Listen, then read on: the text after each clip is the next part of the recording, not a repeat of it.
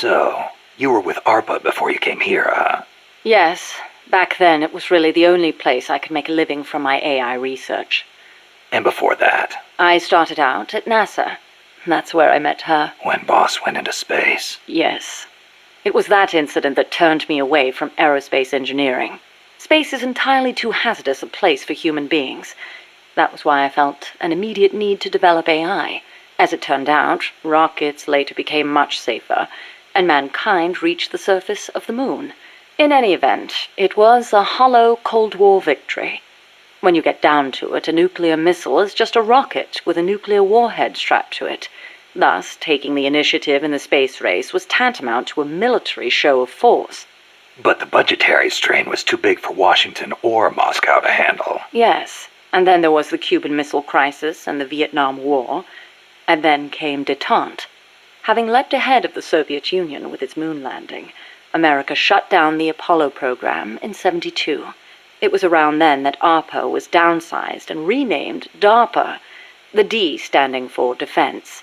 With few prospects for continuing my AI research, Coldman's invitation was a godsend.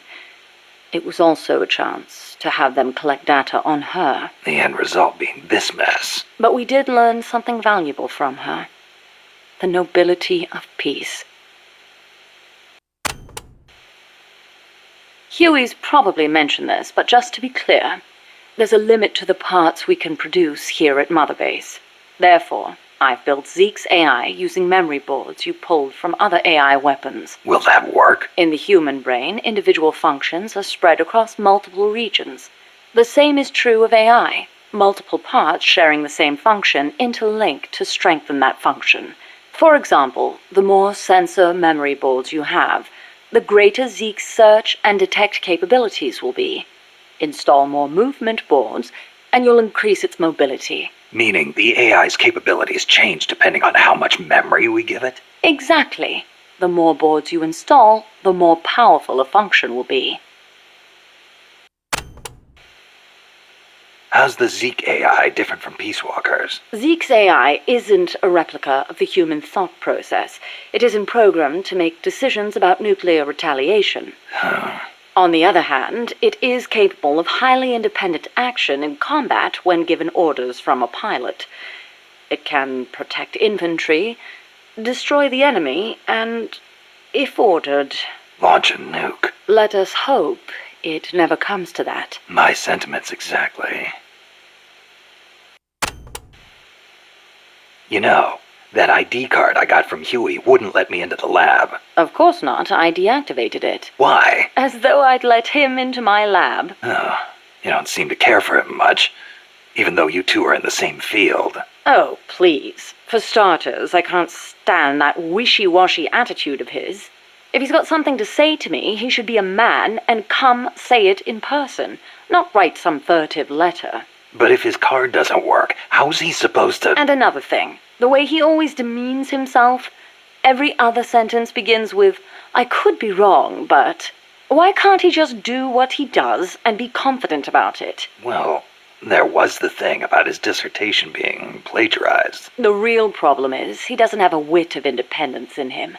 In Costa Rica, and even back at NASA, he was always following people around, asking if there was some way he could help. Why doesn't he stop his whining, take a stand, and face up to me? I think I know how he feels. And to top it all off, he seems to enjoy referring to himself by that nickname I gave him. I simply don't get it. How can he be so submissive? So, Huey was a nickname you gave him. That's right. I took it from the name of a drone in the science fiction film Silent Running. Drone? It's a type of worker robot. The way he follows people, just waiting for them to boss him around, is so similar. I couldn't help myself. Oh, it's an American film directed by Douglas Trumbull, the man who did the special effects for 2001: A Space Odyssey. Imagine that. A scientist who likes science fiction. And that's not all. There's more. He's a man. Hang on. I seem to remember you saying he should be more of a man. Yes. Well, he is an awfully good scientist. Without his reptile pod, my mammal pod wouldn't function, just as the cerebrum can't exist without the cerebellum and the brainstem. He did a fine job of designing it. I'll give him that. Huh. That sounded suspiciously like praise. It's merely an objective observation. I like people who possess the will to move forward. I have no time for those who refuse to take control of their lives. Until he does, my opinion remains the same. So, you and Cecile seem to be enjoying yourselves back at that lab. What are you insinuating? I only kept her because I didn't want our secret to be known. And the personal baths? You could have left her in there alone and locked the door from the outside. Yes, well, she seemed anxious, so I... Now, why would she be anxious? She was beautiful. I was only admiring her beauty. She was terrified. I never meant her any harm. She knew that. I know she did. But she felt like she was in enough danger to run away. No matter what I did, if Coltman found her, she would have been... You're right. The truth is, I wanted to save her. But not if it meant forestalling the completion of Mammal. So you made it easy for her to escape? Do you really think I am that soft? I'll admit security wasn't exactly tight.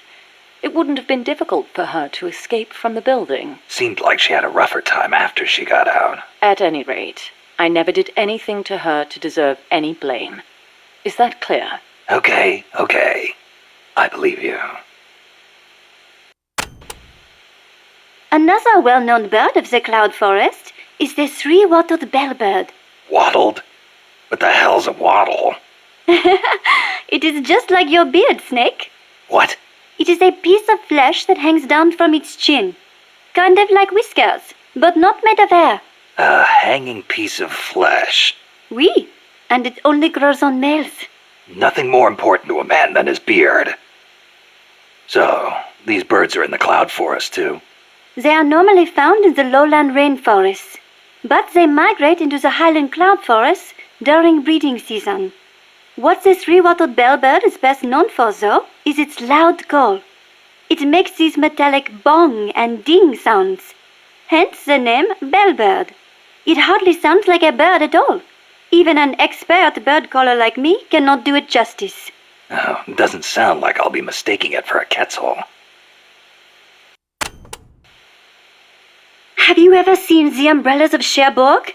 A movie? No, never seen it. No? It came out 10 years ago. Catherine Deneuve. She's so beautiful in it. And the music, the costumes, the colors. Huh. It takes place in the naval port of Cherbourg. That was a beachhead in Normandy. It is set back when young men were conscripted to fight in the Algerian War. The French government called the conflict a public order operation in northern Africa. I was still a little girl then, but I can clearly remember one of my friend's older brothers going off to fight. Yeah, national service is required in France. The war splits up two young lovers. Director Jacques Demy's lyrics and Michel Legrand's music tore at my heart. I will never forget its wonderful melodies. Are you okay? It changes lives, changes fates. War is not a good thing. For some reason, it strikes a chord to hear that coming from someone like you.